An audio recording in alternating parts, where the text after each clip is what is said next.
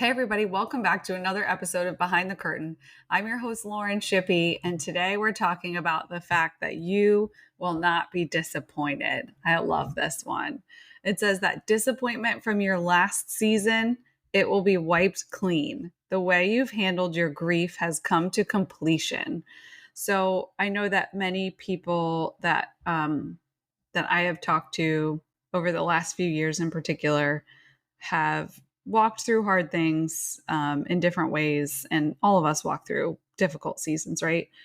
But just the thought of this, like it will be wiped clean, is such a beautiful thought. I just picture this whiteboard and it's full of like all these notes or scribbles, and then taking that eraser and just legit just wiping it all away. That's a beautiful thing. And it's great that we have access to be able to have a clean slate and a fresh start.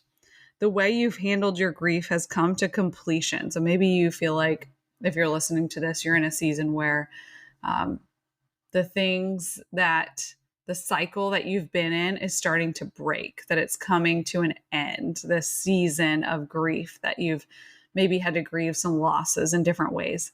Begin again. That's a key line. You have to choose to pick up the pen again, right? And start. So what is your first step? I would ask yourself right now, like, what is your first step to begin again? And a new end will come to mind. So you'll have a new end in mind this time. It'll be different from the last time.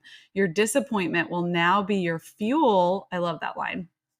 So, what disappointment have you had in the past, and how is it now going to be your fuel as you stand? It will become your message. And what does that look like as your message? It can be internal or external, by the way. Spread hope to those around you.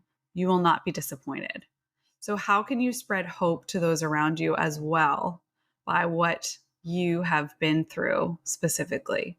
What does that look like and in what ways? And it might not be sharing details of your story, but it might be just the new ways that you've learned to operate because of what you've been through, right? Because of how you've chosen to handle your grief or the hard things. And that's what's so beautiful about walking through storms and coming to the other side of them, is that we're able to use that as our fuel and our message as we go out into the world. So I hope this episode inspired and encouraged you, and we'll talk to you soon.